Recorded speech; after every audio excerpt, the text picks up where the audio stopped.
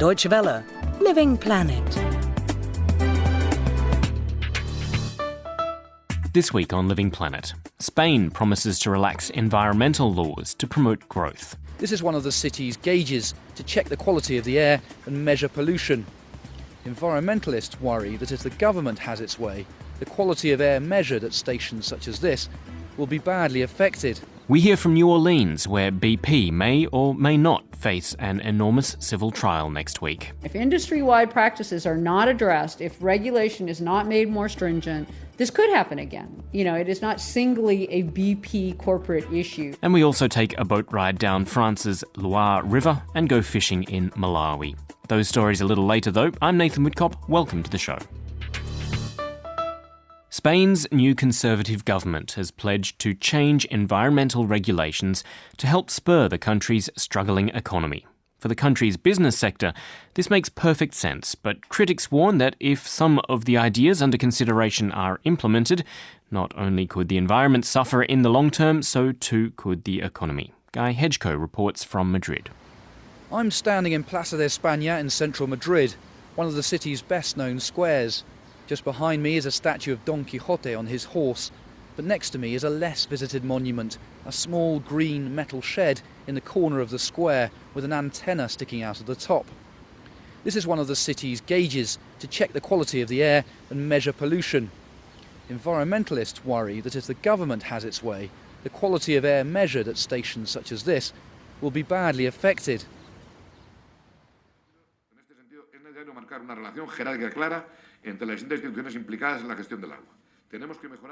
The cause of Spanish environmentalists' concern is this recent address to a congressional committee by Miguel Arias Cañete, the Minister of Agriculture and Environment in the country's new Conservative government.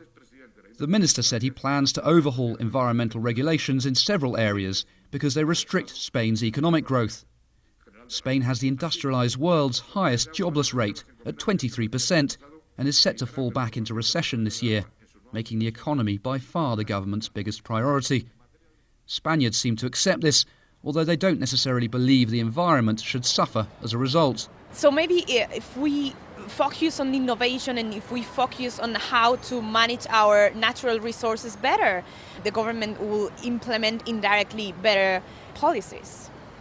I think a government that says that you have to get rid of the environment to grow is not telling the truth.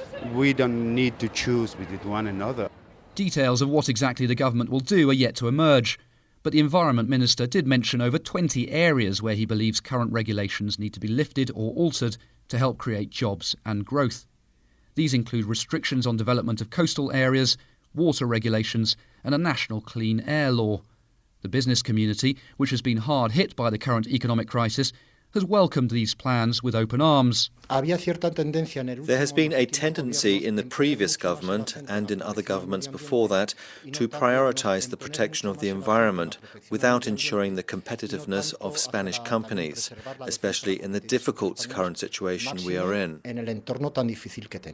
Rodolfo Gijon represents Spain's Confederation of Employers and Industries, and he specialises in environmental issues.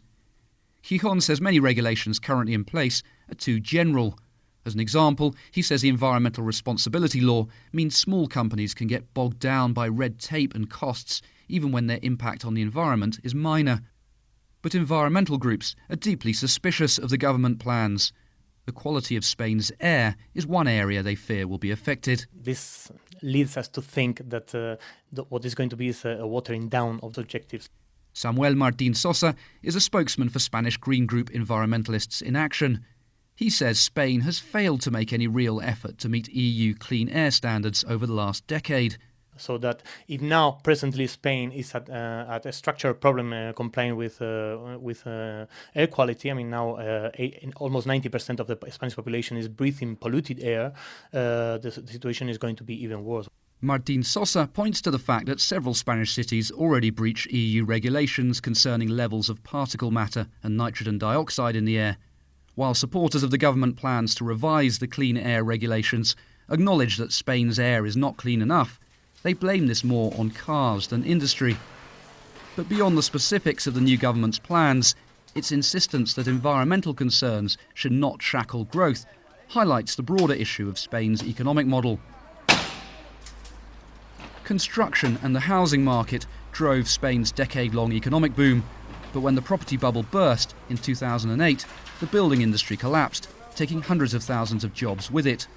Green activists such as Martín-Sosa argue that the government's plans to loosen up environmental controls, along with an announced major road building drive for later this year, indicate that Spain is heading back to an era of unsustainability. This economic model that they're striving for with these changes and deregulating the environmental protection is the same model that took us to the present economic and ecological crisis. But Rodolfo Gijon of the Employers and Industries Association is adamant that a balance can be struck and that heavy restrictions on industry are not the answer. What we need to do is to look at how all sectors can reduce their environmental impact, but not look for an economy that is based exclusively on so-called clean sectors, renewable energy and environmental consulting. Those things are very important, but a country can't live off them. We need cars, steel, cement and all those things. What we need to do is to try and make sure they have the lowest possible impact on the environment. Spain's dramatic economic crisis has left it wondering not just how to start growing again, but how to do so in a sustainable way. The signs are that the new government is currently putting economic priorities ahead of environmental ones. Guy Hedgeko, DW, Madrid. Now to New Orleans, where almost 2 years after the massive oil spill that sullied the Gulf of Mexico, BP is set to face court. The federal trial was originally scheduled to start on Monday, but has been pushed back a week amid speculation that a settlement is near. Billions of dollars of damages for hundreds of plaintiffs are at stake. But on the streets of New Orleans, locals seem leery of the proceedings. Zoe Sullivan reports. And let me take a romaine too. At this downtown market in New Orleans, many still feel angry at BP. The trial, now scheduled to start next week, stands to be the largest private litigation in U.S. history. It rolls together 535 separate lawsuits by federal and state governments, individuals, and businesses. Few here on this busy corner expect justice. Jim Core is a farmer and a Louisiana native. It'll be a backroom payoff. They'll buy them out. They'll get slapped on the wrist, and away we go again. Wheeler Mormon teaches in New Orleans. I would expect that BP is going to come out favorably. That just seems to be the way that it generally works.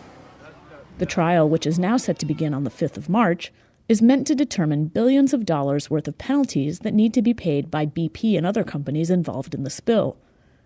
Eric Smith is the associate director of Tulane University's Energy Institute. He doubts that BP's co-defendants, Transocean and Halliburton, will be found guilty of malicious wrongdoing, but doesn't rule it out. My guess is what he would say is that you can't indemnify yourself out from under punitive damages, which are meant to punish a company. So that if, for example, Transocean were found guilty of gross liability with malice and intent to cause harm or something like that, something I seriously doubt, but supposing something like that were to take place, then there's no indemnity provision. The trial comes at an awkward moment for BP. It recently posted profits of $23.9 billion for 2011 and increased the dividend that it pays its stockholders by 14%.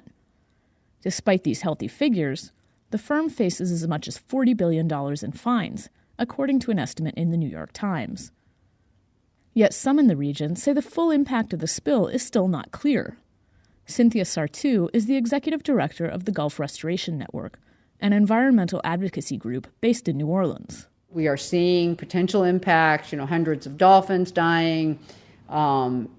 We're seeing reductions in fisheries. We're seeing sores on fish. And there is no concrete proof one way or the other right now, whether that's related to oil, whether it's not related to oil. A single federal judge, Carl Barbier, is overseeing the trial with no jury. Given the enormous size of the case, Barbier has split the litigation into 3 segments. The first stage will focus on the responsibility for the blast that killed 11 rig workers and injured 16 others, rupturing the wellhead that started the spill. It sent roughly 200 million gallons of oil into the Gulf of Mexico between April and July in 2010. The next two segments of the case are to deal with the cleanup efforts and the health and environmental damages. While ordinary people worry that BP may escape with a slap on the wrist, Sartoo says the issue goes beyond any individual company. The commissions, the President's Commission, the Coast Guard Commission, the professional societies have all found, no, this could happen again. If industry-wide practices are not addressed, if regulation is not made more stringent, this could happen again. It is not a BP, it is not singly a BP corporate issue. It is an industry-wide issue. The U.S. Congress has been considering a bill that would allocate any fines levied as a result of the trial. The bill is called the Restore Act. The bill has received backing from environmental groups because it would direct a substantial portion of the fines to coastal restoration projects. Reports say that BP has already paid roughly $6 billion in fines to people and businesses through the Gulf Coast Claims Fund. But this money is separate from the fines that would fund the Restore Act. For DW, I'm Zoe Sullivan in New Orleans. Coming up, a boat ride down the Loire and shrinking fish in Malawi. First, though, a quick look at some news from the past week. Here's Holly Fox.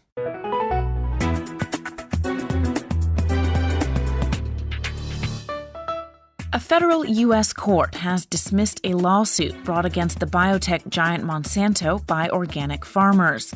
The plaintiffs were seeking a ruling that would prohibit Monsanto from suing farmers if their organic seeds became contaminated with the company's patented products. The judge said the suit was an effort to create controversy where none existed. Monsanto is the world's largest seed company. It has a reputation for filing patent infringements against farmers who claim the company's seeds blew onto their fields. Monsanto has said it will never sue farmers over inadvertent incidents.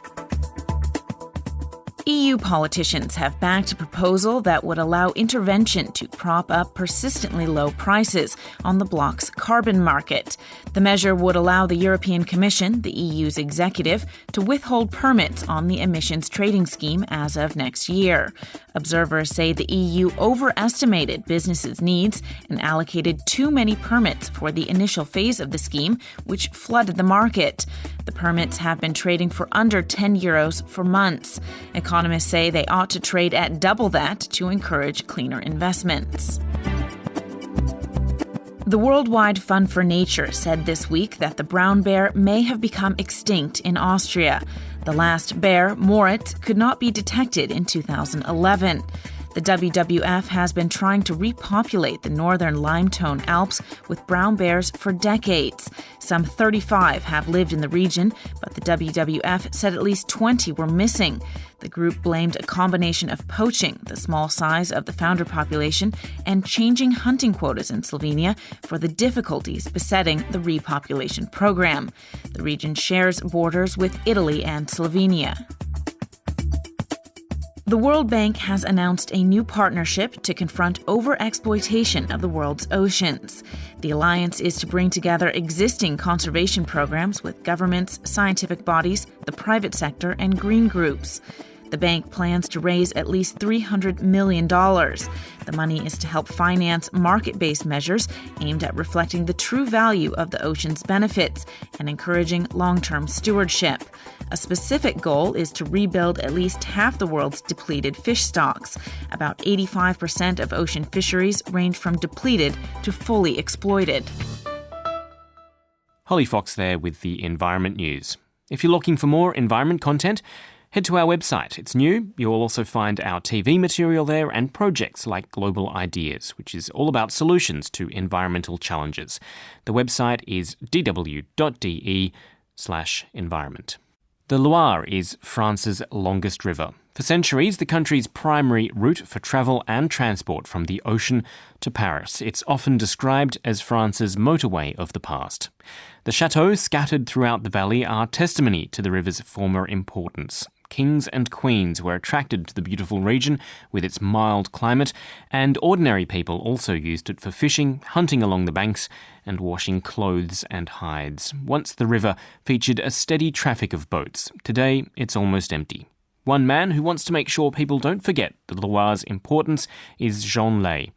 He takes people out on the water to discover the river's past and learn something about its present state. Danny Mitzman went along for a ride. A chilly winter's afternoon. Everyone's wrapped up in hats, coats and gloves except Jean Lay himself, who seems not to even notice the biting wind as we gather speed.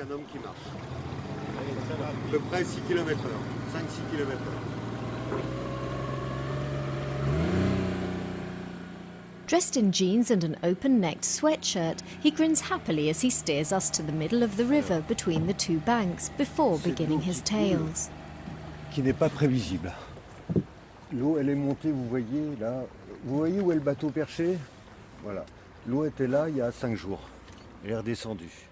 The river is Jean Lay's greatest passion in life. He gave up his job at a landscape school to be able to pursue life on the Loire. You can find him all year round at the mooring spot just beneath the Château de Chaumont, ready to share his love of the river with passers-by. The idea when I founded the association was to be able to live on the river and to bring life on it, because you know there is no boats on the river now. It's finished. So now people can see boats on the river and it's a little bit life. And a lot of people don't know the river. Jean's boat has a flat bottom suitable for navigating over the river's sandbanks and a large square sail. It's the traditional style boat that was used on the Loire as far back as the 17th century. He's had 5 of them constructed so that with the help of volunteers in his association, you can take a trip on the Loire any day of the year. My job is very interesting because people take conscience. This is our river, it's not my river. It's 40,000 people coming here for 10 years. I'm useful, I think. So I'm proud of what I do. Ça, cette île était arborée, il y avait des arbres il y a un mois et demi. On a prélevé beaucoup de sable après la guerre. Without preaching, he talks about the damage to the river and its banks that overbuilding can cause, flooding and landslides, pollution and the destruction of natural animal habitats. It's terrible because when it's spoiled, it's for a long time, for a very long time. It's really crazy. Everywhere on the world, a river is like life. For us, it's criminal when a river is damaged. Jean tells us cautionary tales about the devastating environmental consequences of irresponsible industries. 6 months ago, we learned there is pyralène, wet metals, heavy metals in the fish. This is a poison, but a poison, it will stay 600-800 years maybe, and we can't eat anymore. It's finished. On average, about half of Jean's tourists are from the region, 35% are from the rest of France and 15% are foreign. They usually come to explore the river's flora and fauna, admire views of the chateau and discover its cultural history. But Jean gets plenty of unusual requests too. Et il y a même des demandes en mariage. Parce que j'ai accompagné un jeune couple et I once took a young man out with his girlfriend, he tells me. I dropped them off on an island and waited on board while the man proposed. Couples have even got married in my boat. Aussi des mariages. On fait tout. Dans le bateau? Was an incredible man. He created cruise on the Loire since 10 years now. Samuel Buchwalder works for the Touraine-Loire Valley Tourist Board and says Jean Lay is their ideal ambassador. He's a fan of the river. He knows everything about it. He knows how to find a beaver You know, beaver are very, very frightened, but he can swim with beaver. He can show you the plants, the special plants on the banks. Of course, he can read the weather in the sky, and he's a marvelous teller of the Loire. Samuel says Jean is one of several locals trying to educate people about the value of their natural cultural patrimony. What he admires most in Jean's method is the creative way he teaches conservation by taking people to experience the joys the river offers. A wine tasting on an island, for example, you can have a night on a savage islands. So you start at 5 p.m.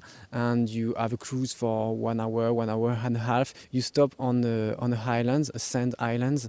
You put tents and you spend the night with a dinner, with a fire. It's marvelous, marvelous. Have you done it? I've done it twice. So it's unforgettable. Unforgettable. If you have the chance to have a lovely sky with stars, just a little wind of spring or summer, it's unbelievable. C'est un vin qui est naturellement tannique. But winter trips are just as appetising, especially if you organise a cheese and wine tasting on board with local producers as you drift down the river at sunset. Amazing. I really like it. The speech of Jean was very interesting, and the light with the sunset was very beautiful. Oh, very enjoyable. It's great. You know, we had Loire wine and Loire goat cheese on the Loire with the producers. I think that's a fantastic moment, actually. I think it's very nice. It gives a good picture of this river, because it's so different to be down on the level on the river instead of just looking from the streets. It's very different. And Samuel Buchwalder says discovering the river itself is the key to getting to know the entire Loire and Touraine Valley region. The old generation has been educated in a way the Loire was dangerous. You should stay away from the Loire because there are rapids and you can die in the Loire. And thanks to Jean, we rediscover the Loire. The new generation rediscover the Loire and how to approach the Loire Valley. Danny Mitzman, Deutsche Welle Radio, the Loire. The French may no longer depend so much on freshwater fish for protein, but in Malawi, the locals do. Malawi in East Africa has more than 50 kilometres of coastline, something rare for a landlocked country. It abuts Africa's third largest lake, Lake Malawi. Fish is the number one source of protein here, but for years now, fishermen have been pulling in smaller and smaller catches. Mercy Kayanga of the Malawi Broadcasting Corporation and Deutsche Welle's Matthias Böllinger wanted to find out why. Their report is presented here by Anka Raspa. During night is when we go for fishing. I think it means they are ready to go. They do leave at 9 o'clock in the evening. They come back at 6 o'clock in the morning, yes. At Lake Malawi, the last rays of sunshine are reflected on the water. Dusk sets in as Davison Paulos steers his boat across the smooth water near Malembo village. A group of fishermen are gathered at the beach, mending broken nets and examining the boat and its engine. Paulos and his colleagues will head out tonight to catch osipa, sardine-sized fish that Malawians like to eat dried or smoked. Scott Ledgson smokes the fish on the metal grate of a homemade grill in a straw-thatched hut. We buy the fish right here on the beach when the boats come in. We dry it in the sun and smoke it over the fire. Sometimes it takes a day, sometimes a day and a half, depending on the amount of fish we have. When it's done, we sell the fish right here or at the next market. Osipa fish love light. That's why it's best to catch them at night, when you can lure them using a lamp. The fishermen attract them with a paraffin lamp and pull them on board using nets. Davidson Paulos has checked all the lamps for tonight. Yeah, we have the petrol and paraffin there. Yeah, we have already bought. The problem is that there is very expensive. The paraffin and petrol are very expensive. There's scarcity of paraffin. We don't have paraffin in any filling station. It's buy from vendors here. And some of the paraffin we are using is from Mozambique. 1,400 kwacha is approximately €7. That's less than the Malawian traders ask for, so it's worth crossing the border to Mozambique, right across the other side of the lake. Davidson Paulus used to be a school teacher, but then he contracted an eye disease and was forced to give up teaching. He applied to the African Development Bank for funding for fishing gear. 2 groups of 5 men each share a boat. Paulus heads one of the groups. Masamba Wasi, a jovial elderly man with short grey hair, heads the other. I've worked as a fisherman for many years. I used to be employed by another boat owner where I would operate the lamps. In 2007, I got a loan, so we bought a boat, an engine, life vests, nets, lamps, and other things. Each group received 1 million kwacha, around €5,000, that they were supposed to pay back within 3 years, with a 29% interest rate. Some months ago, we managed to pay back 60,000 kwacha, sometimes 100,000. There's not much left for us because we're still repaying the loan. Some days we hardly earn anything at all. We should have paid everything off in June, but we didn't catch enough fish, so we still owe 500,000 kwacha. That is €2,500. Maclean Sekweze works for CEDAM, an aid organization that manages the credit for the African Development Bank. It happens that a month goes by without any payment, especially when it comes to those months like March, April, May, June, where there's so much coldness, which means these fish that we have now runs to deeper waters. When the fishermen got their loans just 3 years ago, studies projected the waters at Malembo were plentiful enough to feed the fishermen and enable them to repay their loans. Philibert Chimdenga, an official with the local fishing authorities, confirms that the situation has changed over the past few years. Such people say the fish is at the deep waters. It was overfished along the shallow waters. So they have run to the deep waters just to hide from the fishermen.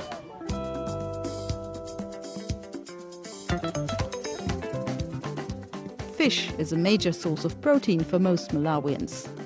For generations, usipa and the larger chambo fish have been an important part of traditional cooking. But the fishermen no longer find many chambo in their nets. The government tries to protect the populations by banning chambo fishing in the breeding seasons in November and December. They've also banned the use of small mesh nets to allow the fish to grow to a certain size and age. But you see, they are found everywhere at this time because of poor inspectorate we have, because there are very few personnel based at Namiasi. So they cover the whole lake from Mangochi to the north. But a full net today is more important to fishermen than the long-term protection of a fish population.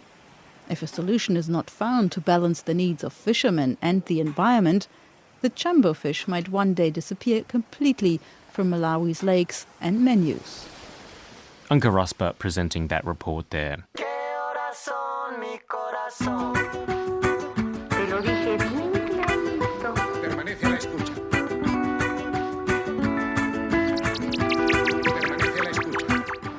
And that brings us to the end of this week's show. We'd love to hear your feedback. You can always send us an email at livingplanet@dw.de. Thanks for listening. I'm Nathan Whitcomb. Bye for now. Me gustan los aviones, me gustas tú. Me gusta viajar, me gustas tú.